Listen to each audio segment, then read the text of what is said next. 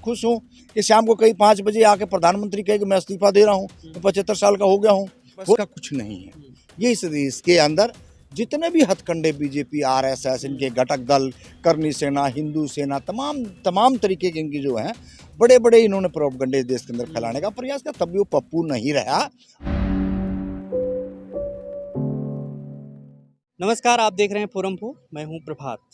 हमारे साथ सामाजिक कार्यकर्ता रामफल जांगड़ा जी हैं। बात करेंगे जिस तरीके से प्रधानमंत्री देश के नाम संबोधन करने वाले हैं 5 बजे, और उसमें कहा जा रहा है कि जीएसटी को लेकर के घोषणा कर सकते हैं, या फिर आत्मनिर्भर जो भारत बनाने की बात कही जा रही है, जिस पर ट्रंप ने टैरिफ लगाया, उन सब चीज़ों से निपटने की बात कही जा रही है। उन सब चीज़ों के बारे में बात करेंगे। तो प्रधानमंत्री के राष्ट्र के बारे में कैसे देखते हैं आप? राष्ट्र के नाम से संबोधन करते हैं अक्सर 5 बजे, कभी 8 बजे, अब 5 बजे संबोधन कर रहे हैं। नहीं, बहुत अच्छा है। देश का प्रधानमंत्री है और तीसरी बार का प्रधानमंत्री है। अब ऐसे में अगर वो देश को संबोधित करने हैं 5 बजे कर रहे हैं, सबसे बड़ी खुशी की बात तो ये है कि वो 5 बजे कर रहे हैं। भारत देश के लोगों को सुनना चाहिए और समझना भी चाहिए कि जो प्रधानमंत्री लगातार 2-3 दफ़ा रात को जब बोले हैं तो रात को बोलने का असर क्या हुआ था, और अब दिन में बोलने लगे हैं तो संभाविक बात है कि कुर्सी के जो नट बोल्ट हैं या जो कुर्सी जिस जगह रखी थी वो कुर्सी तो हिल चुकी है। प्रधानमंत्री जी, आप शुभ बोलें, अच्छा बोलें, इस देश के हित में बोलें। जिस तरीके से आप लाल किले से बोले थे, जीएसटी के ऊपर उन्होंने थोड़ा सा लोगों को, आम जनता को राहत की रिलीफ मिली है, ऐसा सुनने में आ रहे हैं, और अच्छा है, मिलना भी चाहिए। तो ऐसा ही रात को 5 बजे अगर प्रधानमंत्री जी बोलते हैं तो खुशी होगी, लेकिन ऐसा ना हो कि प्रधानमंत्री जी कुछ और ही ऐसा बोल दें जिससे जनता पीछे। नोटबंदी हुई 8 बजे हुई थी, कोरोना काल में थालियां बजवाई 8 बजे बजवाई थी।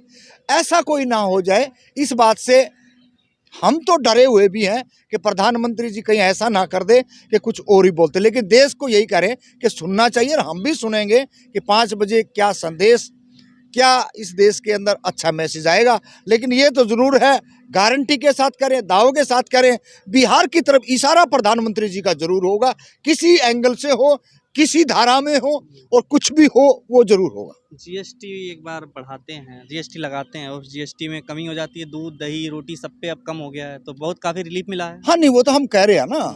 अब चुनाव के अंदर जितना फंड इकट्ठा करना था, पार्टियों ने, संगठनों ने जो लूट मचानी थी, जो एमपी एमएलए खरीदने थे, वो बजट, वो कोटा पूरा हो चुका है। अब ज़्यादा की ज़रूरत नहीं है, क्योंकि अब वोटों की ज़रूरत है। अब वो जो पैसा पहले जीएसटी के नाम पे या अन्य और संसाधनों की तरफ से लूटा गया है, वो पैसा अब आएगा बिहार में काम। पहले हरियाणा में काम आया, हिमाचल में काम आया, गुजरात, इसमें अपना राजस्थान में काम आया, मध्य प्रदेश में काम आया। हो सकता है कि अब ये सोच रहे हों कि भाई बिहार के लोग वोट ज़्यादा दे देंगे। यही कारण। राहुल गांधी ने कमजोर प्रधानमंत्री बता दिया वीजा को लेकर के, तो अब लग रहा है कि अपने आप को साबित कर रहे हैं प्रधानमंत्री जो है कि मजबूत है। नहीं, बिल्कुल करना पड़ेगा ना। राहुल गांधी, जमीन पे कोई भी व्यक्ति हो, आप हो, हम हैं, देश का राजे का बेटा हम कहें राहुल गांधी को, तो कोई छोटी बात नहीं है भाई। राजा घराने से है ना वो, तो उनके दादा, उनके माँ, उसके बाप और खुद वो लोग जब जमीन पे पैदल चलते हैं तो इससे साफ संकेत मिलता है कि उनको अहंकार और घमंड नहीं है। वो इस देश की वास्तविक स्थिति क्या है, लोगों के पास कितनी शिक्षा, रोजगार, संसाधन है या दुखी हैं, तो वो जानना चाह रहे हैं। प्रधानमंत्री जी जो है इतना महंगे हवाई जहाज में और इतना महंगे सूटों में और इतना यात्राओं में जो पैसा, और कोई फायदा नहीं हुआ। तमाम जितने देशों में गए हैं, आधे देश तो आग में झुलस गए हैं, बाकी रहे खुए, उनकी स्थिति देखना आने वाले टाइम में क्या होती है। तो आज राहुल गांधी की बात अगर हम करें तो वो ठीक है, वास्तव में जो भी बोल रहे हैं वो जनता के हित में बोल रहे हैं, देश के हित में बोल रहे हैं। प्रधानमंत्री जी का 5 बजे पता चल जाएगा वो देश हित में कितने बोलते हैं। ये अभी 1 घंटे की बात है। नहीं, राहुल गांधी को कमज़ोर प्रधानमंत्री बोलते हैं जब मोदी जी को, तो फिर वो वहाँ से जैसे तमाम बीजेपी के नेता हैं, मुख्यमंत्री हैं, विजय कुमार सिन्हा हो गए बिहार के, ऐसे ही ब्रजेश पाठक हो गए, तो वो विजय तो बोल रहे हैं कि ये तो पप्पू हैं, और वो कह रहे हैं कन्फ्यूज नेता हैं। राहुल गांधी को करारा जवाब मिल रहा है एक तरीके से कि पप्पू हैं राहुल गांधी खुद। देखिए, करोड़ों अरबों रुपया ऐड में देना, उसकी छवि को खराब करना, उससे भी वो पप्पू नहीं हुआ। तो अब ये इनके बस का कुछ नहीं है। ये इसके अंदर जितने भी हथकंडे बीजेपी, आरएसएस, इनके घटक दल, करनी सेना, हिंदू सेना, तमाम तरीके के इनकी जो हैं बड़े बड़े इन्होंने प्रोपगंडे देश के अंदर फैलाने का प्रयास किया, तब भी वो पप्पू नहीं रहा। आज वो इनकी आंखों में आंख डाल करके और इनसे सवाल कर रहा है। और देखिए किस तरीके से चुनाव आयोग के साथ मिल करके और किस तरीके से जो है राजनीतिक पार्टियों का एक धड़ा बना करके वो किस तरीके से मैदान में उतारने का प्रयास हो रहा, किस तरीके से बिहार को लूटने का प्रयास हो रहा, ये तो सारा आम जनमानस जानता है।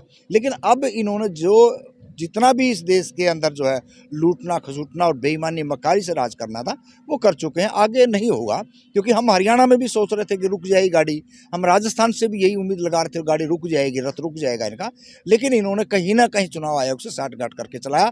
हमारी पहले नज़र भी एक वो डब्बा है जो वोट में जिसका बटन दबाते हैं, उस पर भी हमारा शक था। लेकिन अब तो सीधा सीधा होगा कि एक मकान में 800 वोट पाए जा रहे हैं। जो जिंदा लोग हैं वो चाय पीते सुप्रीम कोर्ट तक जो सोशल एक्टिविस्ट उसको लेके आ गए हैं। तो ये तो देश की जनता को सोचना चाहिए, अंधभक्तों को भी शर्म आनी चाहिए कि आप कर क्या रहे हो। इतने सारे प्रोपगंडे आपके आए दिन खुल रहे हैं और आप जो है ना देश को उभरता हुआ बता रहे हो। राहुल गांधी बताते हैं 75 साल के अभी हो गए प्रधानमंत्री जी, उसके बाद कमजोर प्रधानमंत्री प्रधानमंत्री खुद के उनके संगठन की बात है कि 75 साल में संन्यास लेना। तो अब तो अगर वो कुछ बदलेंगे या कुछ करेंगे, हो सकता है। मैं तो इसी बात से खुश हूँ कि शाम को कहीं 5 बजे आके प्रधानमंत्री कहे कि मैं इस्तीफा दे रहा हूँ, मैं 75 साल का हो गया हूँ।